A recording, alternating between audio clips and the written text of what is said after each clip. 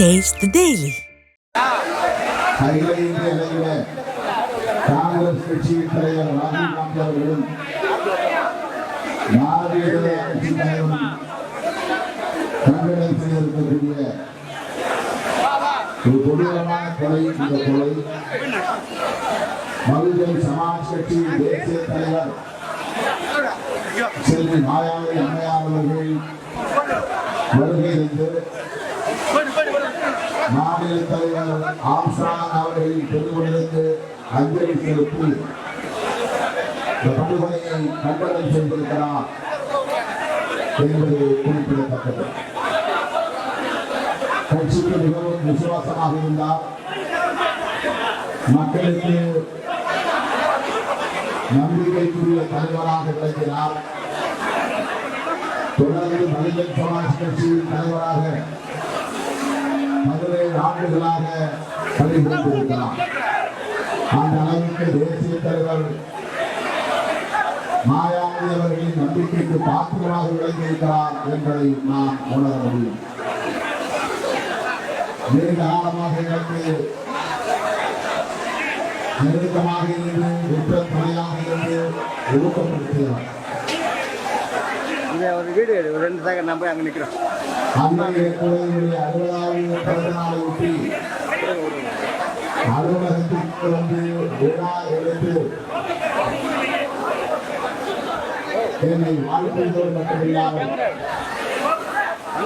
அரசியல் முழுமையான விவாதம் நடத்திய அனைத்து புத்தகங்களையும் எனக்கு பரிசு கொடுத்தார்.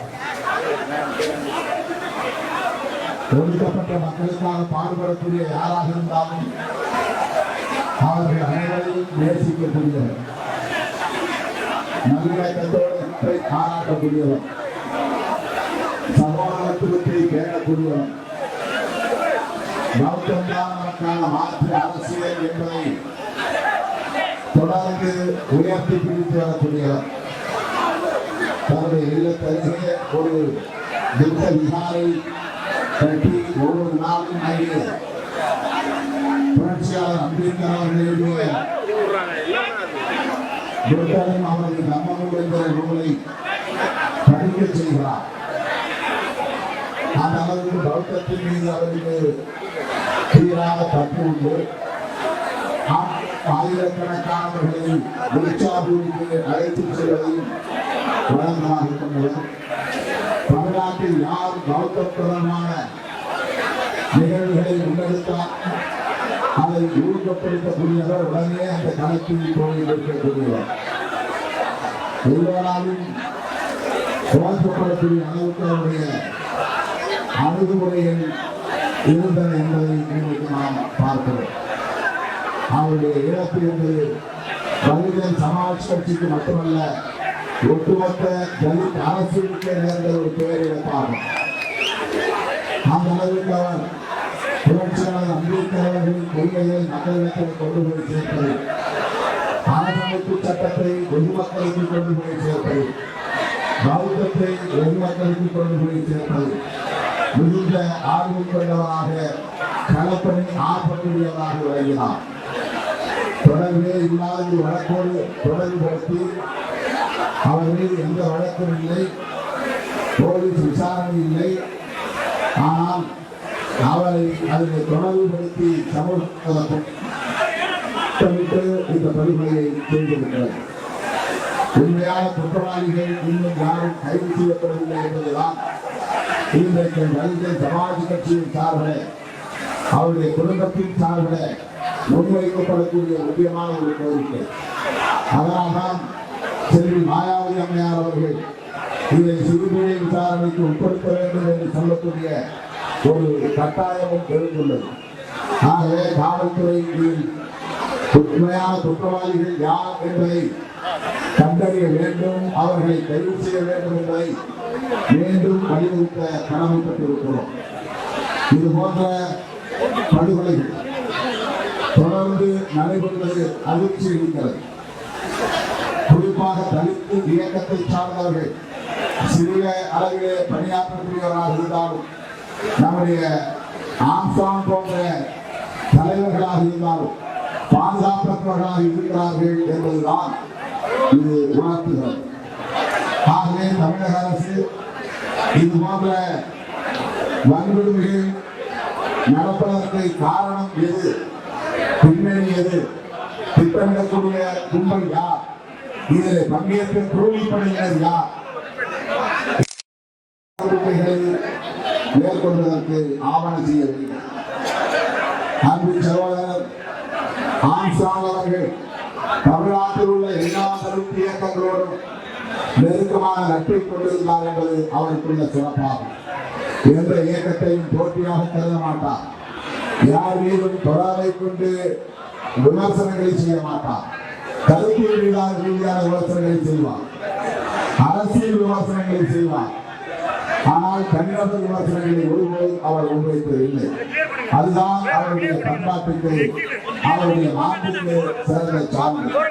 ஆகவேதான் இன்றைக்கு கட்சி சார்ந்த எல்லா தரப்பிலும் இங்கே ஓடுவது தண்ணீர் செய்த கூடியதை நாம் பார்க்கிறோம். எனவே அவருடைய இழப்பு என்பது ஈடு செய்ய முடியாதது.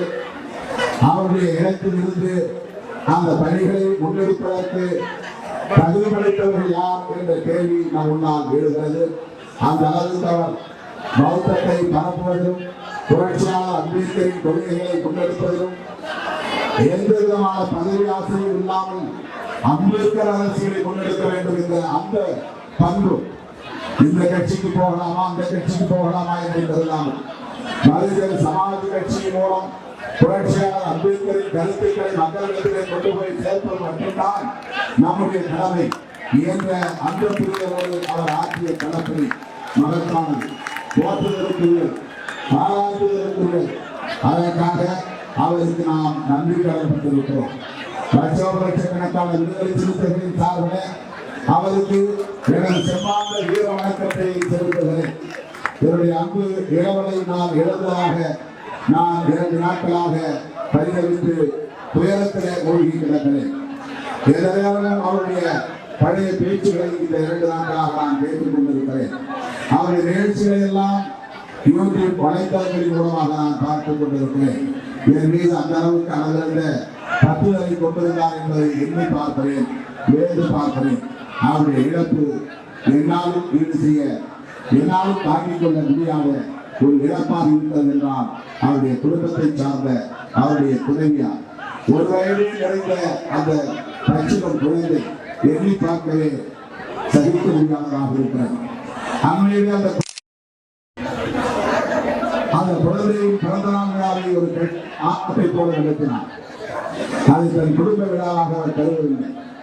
தன்னுடைய கட்சியை குடும்பம் என்று கருதியதால் அதை ஒரு மாநாடு போல நடத்தினார். தமிழ்நாடு முழுவதும் பல்லாயிரக்கணக்கான தொண்டர்கள் அதில் பங்கேற்றார்கள். நானும் அதில் பங்கேற்ற அந்த குழந்தையை வாழ்த்தினேன். அப்போது அவரின் இடத்திலே காட்டிய வாழ்க்கையை என்று நான் பார்க்கிறேன். அன்பு இளவன், அன்பு சகோதரர் ஆம்ஸ்ட்ராங் அவர்களை இழந்து வாழுகிற அவருடைய அருமை துணைவியாருக்கும் தன் தந்தையை இழந்துவிட்டார் என்பதை அறியாமல் இருக்கிற அந்த பச்சிலம் குழந்தைக்கும் அவருடைய குடும்பத்தை சார்ந்த உற்றார் உறவினர்களுக்கும் எனது ஆழ்ந்த இரங்கலை தெரிவித்து அன்பு இளவல் ஆம்ஸ்ட்ராங் அவர்களுக்கு மீண்டும் ஒருமுறை எனது செம்மாந்த வீர வணக்கத்தை செலுத்தி முடிக்கிறேன். ஜெய் பீம், ஜெய் பீம், ஜெய் பீம்.